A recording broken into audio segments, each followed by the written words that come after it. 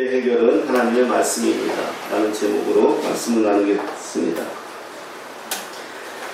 구약 성경에 하나님께서 이스라엘을 다스리는 직분으로 삼중직이라고 하죠. 세 가지의 직분을 주셨습니다. 왕, 제사장, 선지자 주었죠. 제사장은 예배와 교육을 담당하고, 선지자는 그 시대에 하나님의 말씀을 받아 선포하는 사람들이고, 왕은 하나님의 통치를 나타낼 사명을 부여받은 사람들이죠. 특별히 왕의 사명은 하나님께서 이스라엘을 통치하고 보호하고 있다는 사실을 자신의 통치를 통해서 보여줄 사명이 있었습니다. 그래서 열왕기하, 열왕기상, 그래서 왕들의 이야기가 상하로 있는데, 근데 이 성경을 가만히 들여다보면 제목은 왕들의 이야기인데 내용을 들여다보면 왕들은 계속해서 하나님의 통치를 보여주지 못합니다. 자기 뜻대로 의지대로 하여 이스라엘 전 백성들이 타락을 당하게 되고 아픔을 경험하게 되는 그런 이스라엘의 영적인 위기와 도덕적인 타락이 왕들에 의해서 빚어지지요. 그래서 열왕기하인데 왕들의 이야기인데 사실은 왕들의 이야기이기보다 그 역사 안에 하나님의 사람들로 불리는 그 하나님의 사람들에 의해서 역사가 이루어져 가고 있는 것을 보여줍니다. 이것을 우리가 이 시대에 적용하면 어때요? 대통령이 있고 정치자들이 있지만은 이 땅은 대통령에 의해서 정치자들에 의해서 움직이는 것이 아니다. 물론 우리는 그들에게 순복하고 순종하고 그들이 잘 정치를 할 수 있도록 기도하고 도와야 되는 사람들이지만 우리 그리스도인들은 가장 중요하게 생각해야 될 것이 뭐다? 하나님의 주권이다 라는 겁니다. 그래서 열왕기를 읽으면서 우리가 보아야 될 것은 그 역사 안에 개입하셔서 하나님이 일하시는 것, 하나님이 역사하는 것, 그런 걸 살펴보면 이 성경에 대한 의미가 더욱 자세히 다가올 것을 보여집니다. 열왕기 상하에는 엘리야, 엘리사, 이 대표적인 하나님의 사람들이 등장합니다. 또 우리가 주목해야 될 것은 이 사람들을 통해서 어떻게 세워지고 이스라엘 백성들이 안전하고 또 이스라엘 백성들이 보호를 받는지를 볼 수가 있습니다. 한 사람 때문에, 그리스도인 한 사람 때문에 하나님은 그것을 준다는 것을 알 수가 있죠. 은혜를. 저는 한 번씩 이야기하는데 한 번씩 그런 생각을 합니다. 비행기를 타고 갈 기회가 있거나 지하철을 타고 가거나 열차를 타고 가거나 혼자 그런 생각합니다. 특히 비행기 타면 난기류 만나면 뚝뚝 떨어지잖아요. 그럼 그렇게 막 속으로 기도하죠. 하나님, 이 비행기는 내가 있어서 안전합니다. 그렇게 합니다. 이 비행기는 절대 내가 있어서 떨어지지 않을 겁니다. 제가 엘리베이터 한번 갇혔었습니다. 현대백화점에서 엘리베이터 한번 갇혔는데 그 엘리베이터 하나는 한 8명 정도가 있었어요. 엘리베이터가 지금은 그렇더라고요. 이렇게 시스템이 돼 있어가지고 엘리베이터가 문제가 생기면은 그 엘리베이터가 자동으로 몇 층까지 가더라고요. 화재가 나거나 문제가 생기면 지가 알아서 가요. 8층은 8층, 5층은 5층. 안전한 도피구가 있는. 그 엘리베이터가 섰는데 엘리베이터가 자꾸 어떡하죠? 시스템이 인식되어 있는 대로 8층으로 자꾸 가려고 하고 엘리베이터는 못 올라가고, 그러니까 엘리베이터가 한 1m쯤 올라가다 뚝 떨어지고 한 1m쯤 올라가다 뚝, 가만히 있으면 이게 그래도 두려움이 덜한데 이게 한 1m씩 뚝뚝 떨어진다 생각해보세요. 얼마나 놀라겠습니까? 그 안에 한 8명 있었는데 집사람하고 나하고 권사님하고 있었는데, 우리 서울에 있는 권사님하고, 서울에 있는 권사님이 옷 한 벌 사주겠다 그래가지고 그거 하나 받으러 갔다가 엘리베이터에서 내 옆에 있는, 거기서 다 표시가 나는 게, 한 사람은 이거 보니까 신앙생활 좀 오래 하신 것 같던 한 아주머니는 권사님쯤 돼 보이는데 혼자서 기도하고 계시고 저쪽에 한 분은 저 터널은 막 울고 있고 너무 화가 나는 게, 전화해가지고 제가 막 전화해서 119에도 전화하고 그 백화점에 전화하고 그래도 대처를 못하는 겁니다. 그래서 어쨌든 간에 한 10여 분 만에, 그 10여 분이 엄청 길었습니다. 이제 나오게 되었는데 결국은 소방서에서 와가지고 119에서 와가지고 구출을 했는데, 그때도 속으로는 그렇게 기도했습니다. 하나님, 제가 살아있는 한 이 엘리베이터 절대 안 떨어질 겁니다. 맞지요? 네, 정말 두렵더라고요. 그런데 우리가 그런 자부심은 있어야 될 것 같습니다, 여러분들. 나 때문에 우리 가정은 안전하다.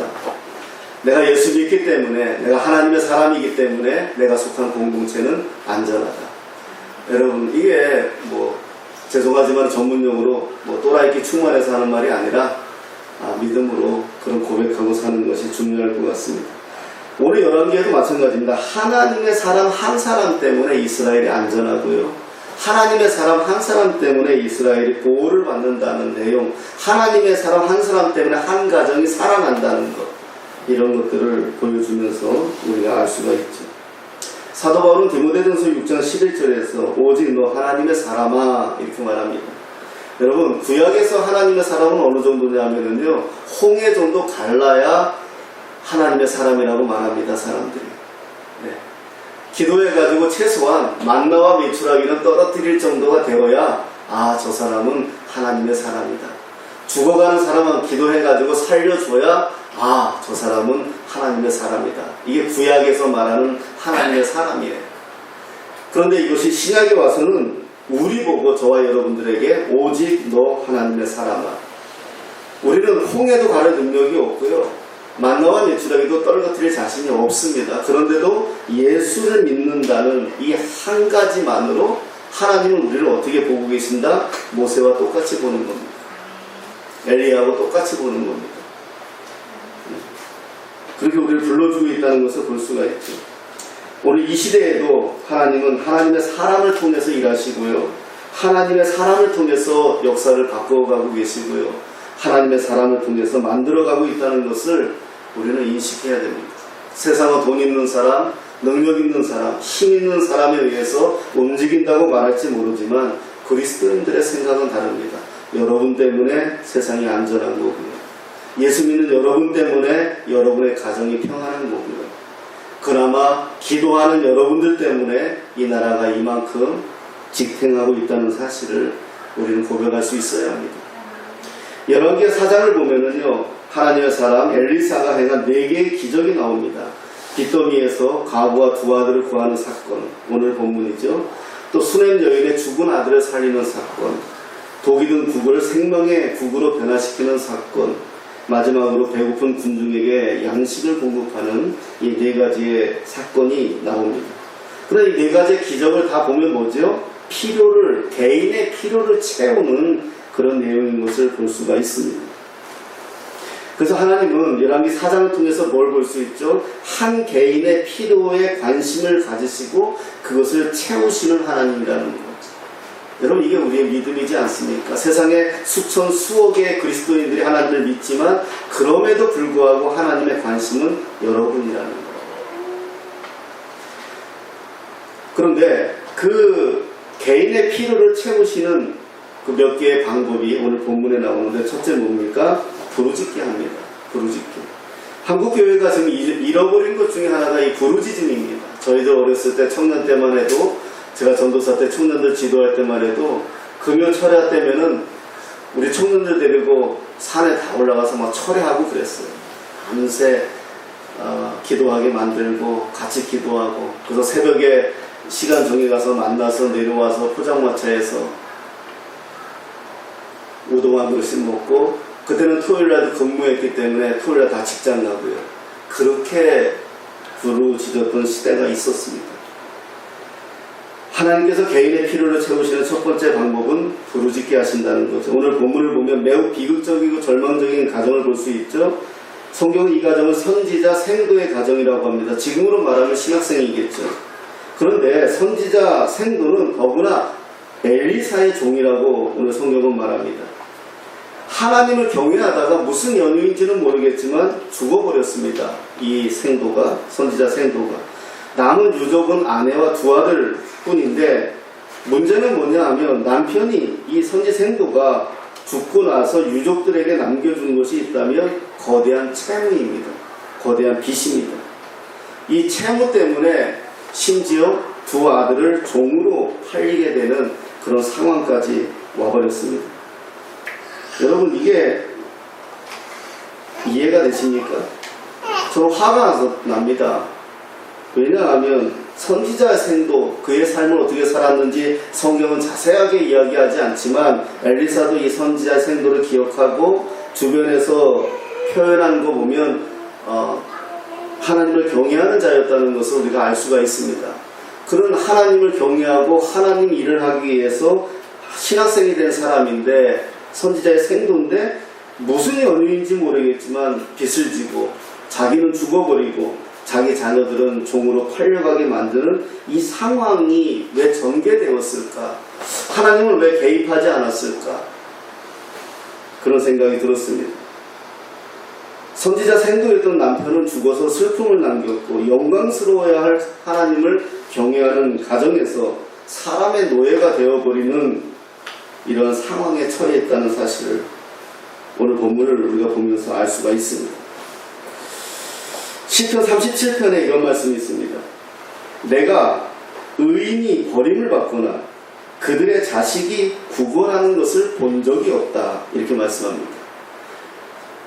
구약에서 의인은 하나님 믿는 사람입니다. 그러면 하나님의 사람은 버림을 받거나 그들의 자식이 구걸하는 것을 본 적이 없다, 이렇게 말하는 거거든요. 내가 예수 믿으면 적어도 내가 버림을 당하거나 내 자식이 가난해서 사람들에게 구걸하는 상황은 될 수 없다. 이게 시편 37편에 기록한 시인의 고백이란 말입니다. 하나님의 말씀이란 말입니다. 그러면 오늘 말씀하고 충돌되는 거 아닙니까? 하나님 일을 하기 위해서 공부한 사람이고 하나님 일을 하기 위해서 애쓴 사람인데 죽어버리고 거대한 빚까지 져서 자식들이 팔려가게 된 상황이라면 이 말씀하고는 부딪히는 상황이죠. 이 가정은 벼랑 끝에 서 있는 것을 볼 수가 있습니다. 당시는 그 당시에는 그 친족들이 여러 가지의 법들이 있습니다. 율법에. 그래서 이런 어려움이 있으면 친족들이 도와주고, 우리가 룻기나 이런 거 보면 알 수 있지 않습니까? 근데 아무도 도와줄 사람들이 없다는 것을 볼 때에는 이 가정은 친척도 가족도 없다라고 우리가 유추해 볼 수가 있는 거죠. 철저하게 사회로부터 가난하고 소외되고 말았다라는 것을 볼 수가 있습니다. 우리가 오늘 본문을 바라보면서, 자, 이런 상황이 되어버린 것을 바라보면서 우리가 어떻게 받아들여야 될 것인가 라는 겁니다. 이 말씀을 통해서, 이 사건을 통해서 하나님은 우리에게 뭘 말씀하고 싶어 하는지를 알 수 있어야 된다는 것입니다. 이 비극과 절망 속에 담겨있는 이 상황을 하나님은 어떻게 보고 계시고 이것을 어떻게 해결해 가시는지를 우리가 찾아내야 됩니다. 우리가 우리의 삶의 문제를 다룰 수 없을 때, 우리의 삶이 벼랑 끝으로 몰려 있을 때, 바로 그때가 하나님께서 우리의 삶을 채우실 때라는 겁니다. 여러분, 이걸 경험하셔야 됩니다. 신앙생활 하면서 바로 이때가 구원받을 때고 바로 이때가 은혜 받을 때라는 것입니다. 자, 오늘 우리가 할 일은 오늘 본문에 등장하는 과부처럼 연약하고 무능력한 자기 자신을 어떻게 합니까? 하나님 앞에 내려놓고 자신을 비극과 절망으로 몰고 간 삶의 문제를 주님 앞에 내려놓고 하나님의 사람 앞에 부르짖는 겁니다. 이것이 하나님께서 우리의 삶을 채우시는 통로라는 것을 우리가 알 수가 있죠. 자, 그러면 어떻게 부르짖어야 합니까? 오늘 과부는 자신의 문제를 엘리사에게 고합니다. 엘리사가 과부에게 묻습니다. 내가 너를 위하여 어떻게 하랴? 네 집에 무엇이 있는지 내게 고하라. 이렇게 말합니다. 이 질문에 대답하는 과부의 대답에 우리는 귀를 기울여야 합니다. 과부의 대답 속에 기도의 원리가 하나 들어있기 때문입니다. 그녀는 이렇게 대답합니다. 계집종의 집에 한 병 기름 외에는 아무것도 없나이다. 이렇게 고백합니다.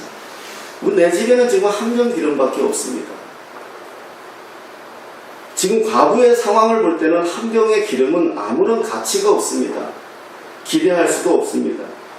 남편의 죽음에 큰 슬픔에 빠져있는 이 여인에게 엄청난 빚더미, 두 아들이 종이 되어야 되는 상황 속에서 기름 한 병은 자신의 계산에 넣을 수 없는, 아무런 영향을 끼칠 수 없는 그러한 것입니다. 그러나 과부가 보잘것없고 사소하고 가치가 없어 보이는 한 병의 기름을 기억하고 있다는 것, 이게 중요한 포인트가 됩니다. 왜냐하면 하나님께서 그 한 병의 기름을 사용하시기 때문입니다. 한 병 기름이 과부의 손에 있을 때에는 한 병의 기름에 불과하지만, 그러나 한 병 기름이 하나님의 손에 들어가면 하나님은 그것을 어떻게 역사할지, 어떤 결과를 가져올지 우리는 알 수가 없다는 것입니다. 한 병 기름이 그 가정의 비극을 희극으로 바꾸는 도구가 되기 때문입니다. 우리가 성경을 보면 대부분의 기적이 우리가 가지고 있는 것부터 시작합니다. 보십시오. 우리는 그저 하나님 앞에 비는 사람들이 아닙니다. 모세가 이스라엘 백성을 이끌고 출애굽할 때 바다가 가로막고 뒤로는 바로의 군대가 쫓아올 때 하나님은 모세가 가지고 있는 지팡이를 사용하였습니다. 평상시에는 아무런 나무작대기이겠지만 하나님의 손에 들어가니 그 지팡이는 홍해를 가르는 역사를 경험하게 만드셨습니다. 예수님께서도 오병이의 기적을 일으킬 때도 한 어린아이가 가져온 물고기 2마리와 보리떡 5개로 하나님은 5천이 넘는, 남자의 수만 5천이 넘는 사람들을 먹이셨습니다. 성경의 내용들을 보면 하나님이 무조건 하신 것이 아니라 우리가 가진 걸 통해서 하나님이 일하고 있다는 것을 우리가 볼 수가 있습니다. 우리가 하나님께 부르짖어 기도할 때 자신을 먼저 정직하게 보는 기도가 요구됩니다. 하나님 앞에서 내가 가진 것을 있는 대로 구하는 것입니다. 우리의 눈에 보기에는 별거 아닌 것처럼 보여도 하나님 앞에 내려놓고 기도할 때 하나님은 우리가 가진 모든 것을 통해서 하나님이 일하신다는 것을 오늘 본문을 통해서 볼 수가 있는 것입니다. 하나님께서 우리의 필요를 채우시는 또 하나의 방법은 하나님의 약속이 있는 말씀입니다. 하나님께서 우리의 필요를 채우시는 것을 경험하려면 하나님의 약속이 있는 말씀에 귀를 기울이고 그 말씀대로 행동해야 됩니다. 오늘 본문을 보면 엘리사는 말하고 여인은 반응합니다.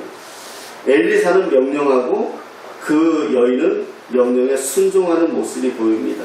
엘리사가 가라고 했을 때 여인은 나가고, 엘리사가 기름을 동네 사람들에게 빌리라, 들어가라, 문을 닫으라 했을 때 하나하나 이 여인은 엘리사의 말에 순종하는 것을 볼 수가 있습니다.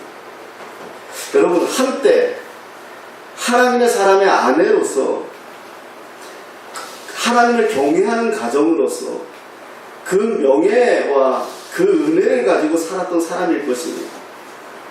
지금 우리도 내가 쫄딱 망해가지고 누구에게 가서 빌리라 하면 정말 자존심 상하고 빌릴 수 없습니다. 그런데 오늘 이 여인은 그럼에도 불구하고 엘리사의 말대로 행합니다. 하나님의 말씀이라고 믿었기 때문에 그런 것입니다. 이것이 순종입니다. 여인은 엘리사가 말한 처음부터 끝까지 하나도 빼먹지 않고 말씀대로 행동하고 있는 것을 봅니다. 엘리사는 명령만 하고 기름을 채우는 자리까지도 동행하지 않습니다.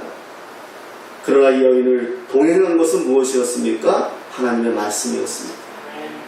제가 늘 한 번씩 예화를 드는 게, 제가 어렸을 때 어머니가 훈아 가서 콩나물 1,000원어치 사와. 그럼 저는 콩나물 1,000원어치 사러 갑니다. 콩나물 사러 갔다 올 때까지 저를 주장하는 게 뭐죠? 엄마의 말입니다. 엄마가 내가 콩나물 사러 갔다 오는 걸 동행하지 않아도 엄마의 말이 나를 주장하기 때문에 나는 그 말씀에 순종해서 가서 갔다 오는 겁니다. 이 하나님의 말씀입니다. 하나님의 말씀이 오늘 내게 말씀하셨기 때문에 그 말씀과 내가 동행하면 하나님이 동행하는 겁니다. 하나님의 이름 안에는, 하나님의 말씀 안에는 인격이 들어있기 때문에 그렇습니다. 그래서 이 여인은 엘리사, 하나님의 사람이니까 이 엘리사가 말하는 대로 순종하는 겁니다. 왜? 하나님의 말씀이니까. 그 순종할 때 하나님이 동행하고 있다는 것입니다. 우리는 오늘 이 자리에서 동일하게 하나님의 말씀을 듣습니다. 오늘 이 자리에서 동일한 하나님의 말씀을 듣지만 어떤 사람은 하나님의 말씀을 듣는 분이 있을 것이고 어떤 사람은 설교자의 말을 듣는 사람이 있을 것입니다. 이 여인은 엘리사의 말로 들은 것이 아니라 하나님의 말씀으로 들었기 때문에 자기를 움직이는 동력이 되었던 것입니다. 여러분의 선택입니다. 우리가 과거의 순종을 보면 믿음의 실체가 뭔지를 알 수가 있습니다. 믿음은 말이 아니라 행동입니다. 여인은 하나님의 말씀을 온전히 믿었습니다. 그리고 하나님의 사람을 온전히 신뢰했습니다. 그러기에 그 믿음의 실체가 어떻게 나타납니까? 처음부터 끝까지 그녀의 행동을 통해서 나타나고 있는 것을 볼 수가 있습니다.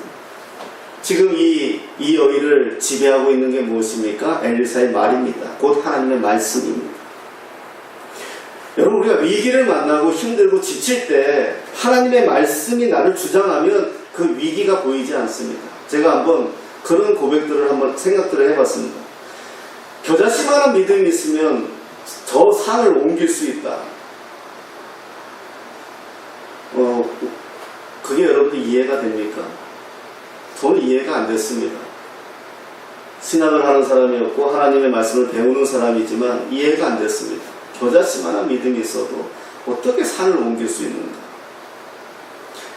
믿음이 그냥 아멘 하면 되겠지만은 아멘이 안 됐습니다. 겨자씨만한 믿음으로 어떻게 저 산을 내가 옮길까? 아니, 겨자씨만한 믿음이 아니라 엄청 큰 믿음이라도 내가 저 산을 어찌 옮길 수 있을까? 그런데 의외로 시간이 지나면서 의외로 제 마음속에 결론은 간단했습니다. 여러분, 살면서 우리가 어떤 문제를 당하면 문제가 보입니다. 그 문제가 엄청 크게 보입니다. 때로는 산보다 더 크게 보입니다. 내가 이걸 해결할 수 있을까? 내가 이것을 넘어갈 수 있을까? 내가 이것을 피해갈 수 있을까? 이 문제가 해결되지 않으면 오늘 이 과부처럼 정말 우리 집이 전문용어 한번 쓰는 집구석이 파산이 될 상황인데 내가 이걸 넘어갈 수 있을까? 그러면 그 산이 점점 커집니다. 그 문제가 점점 커집니다. 그러면 보이지 않습니다. 아무것도 보이지 않습니다.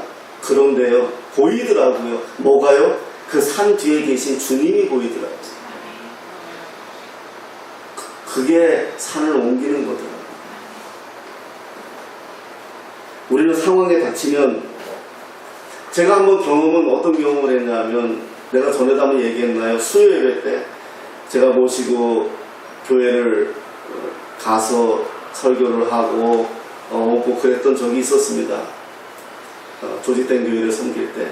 그럼 제 차에 항상 우리 권사님 한 분이, 나이 드신 권사님이 탔는데, 이분은 뭐 지금도 내가 잊지 못하는 게 한여름에도 따끈따끈한 쌍화탕을 주시는 분이라서 한겨울에도 쌍화탕, 늘 쌍화탕 하나씩 꽉 가슴에 품고 있다가 이게 보여요. 저기 계시면 그거 차 타면 앉아서 그거 이렇게 따서 이렇게 주시고, 그 사랑을 잊지 못하는데, 그분이 어느 날 예배 드리러 가는데, 목사님, 내가 어제 큰 실수를 했어요. 근데 그런 뭐 얘기를 하는 사이니까 농담처럼, 왜요? 그랬더니 미용실에서 미장원에서 파마하다가 피곤했는지 오줌을 쌌다는 거예요. 그 나이 드신 권사님이. 그래서 제가 그랬죠, 웃으면서. 저는 개콘 보다가도 웃으면 오줌 쌀 때 있어요. 뭐 실수죠. 뭐 그럴 수 있죠. 그러고 오는데 갑자기 컥컥 넘어가시는 거예요. 컥컥 넘어가는 거예요. 죽으시는 거예요. 그 산이 쭉 퍼지더라고요. 그래가지고 차를 돌리고 가까운 병원에 엄청 무겁더라고요. 그 작으신 분이.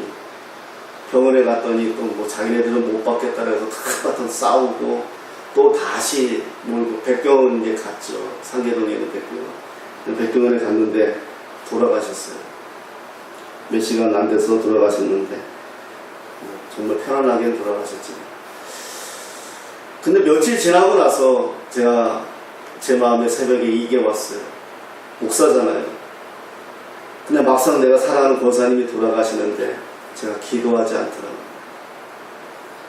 기도를 못했어요. 너무 당황스러웠고 어떻게 하든 병원에 뛰어가야 된다는 생각에, 물론 내가 기도한다고 살아난다는 생각은 하지 않아요. 그건 하나님의 영역이니까요. 그러나 너무 후회가 됐어요. 하나님 이 영혼 받아주십시오. 하나님 이 땅에서 평생 충성한 하나님의 종입니다. 그걸 못했어요. 여러분, 우리가 삶에서 위기 만나면 하나도 기억이 안 나요. 삶에서 위기를 만나면 하나도 보이지 않아요. 그럴 때 하나님의 말씀이 내 안에서 주장해야 돼요. 그래야 하나님이 보여요. 그래야 하나님 앞에 무릎 꿇을 수 있어요. 정말 아무것도 보이지 않을 때는요, 기도도 안 돼요. 정말 위기를 당하면 기도도 안 돼요. 그게 우리들의 삶이에요. 그래서 우리가 매주 이렇게 말씀을 통해서 훈련받고 매주 이렇게 말씀을 통해서 우리가 체험하는 겁니다. 사랑하는 여러분, 하나님은요, 저와 여러분들 한 사람 한 사람 그 필요를 채우시고 하나님께서 여러분들 한 사람 한 사람을 세워가기로 하는 그 마음을 우리가 볼 수가 있습니다. 오늘 본문은 우리에게 이 사실을 우리에게 보여주십니다. 하나님의 부름을 받아 그 시대에 하나님의 뜻을 이루고자 했던 선지자 생도로 나섰지만 그는 오히려 죽고 가족들에게 빚더미만 안겨주고 그것으로 인해서 자식들이 팔려가야 될 상황이 되었을 때 그 아내가 선택한 것은 하나님의 말씀과 순종의 기도였습니다. 우리가 읽어보았지만은 그러자 하나님께서는 하나하나 이 여인이 기억한 그 기름 한 병을 가지고 그 기름으로 수많은 그릇들을 빌려오게 만들고 그릇을 채워서 그것을 해결하게 만드시는 하나님이 오늘 본문에서 설명되어지고 있는 것을 볼 수가 있습니다. 사랑하는 여러분, 우리가 하나님의 사람들은 어떤 우연이 없습니다. 행복한 일도 우울한 일도 모두가 다 하나님의 영광을 위해서 하나님은 우리에게 베풀어 주신 은혜라는 사실을 우리가 기억한다면 오늘 내가 닥치는 것 때문에 하나님을 원망할 수 없고요. 오늘 내가 닥치는 것 때문에 좌절할 이유도 없습니다. 하나님은요, 오늘도 이렇게 말씀해 주고 계시는 겁니다. 여러분들의 삶을 내가 역전시키겠다는 것입니다. 여러분, 믿음입니다. 믿음. 믿는다는 겁니다. 믿음. 믿지 않으면 이게 실상이 되지 못해요. 믿음입니다. 그렇다고 해서 내가 아무것도 안 하는 거 아닙니다. 무엇이죠? 기름 한 병이 있다는 겁니다. 내가 할 수 있는 것을 통해서 하나님은 그것을 역전시켜가는 것을 볼 수가 있습니다. 우리는 그냥 하늘에서 로또 당첨되는 것처럼 복이 뚝 떨어지기를 바라는 사람들이 아닙니다. 우리는 우리의 삶 속에서 하나님 어떻게 개입하시는지, 어떻게 일하시는지, 내가 그분과 어떻게 동행하면서 어떻게 마지막 하나님 옆에 설 때까지 우리가 살아가는지 다시 한번 여러분들에게 주문합니다. 사랑하는 여러분들이요, 힘들고 지칠 때, 때로는 아플 때, 때로는 모함, 때로는 여러 가지 시기, 여러 가지 어려움 당할 때 먼저 하나님을 기억하십시오. 그리고 하나님의 말씀을 여러분의 신비에 새기십시오. 그 말씀이 나를 주장할 수 있도록, 내 마음이, 내 뜻이, 내 의지가 주장하는 것이 아니라 하나님의 말씀이 주장할 수 있도록, 그 말씀이 나를 해결할 것이고요, 그 말씀이 나를 이끌고 갈 것이고요, 그 말씀이 결국은 내 삶을 역전시킨다는 것을 여러분 기억하시기를 예수님의 이름으로 축복합니다.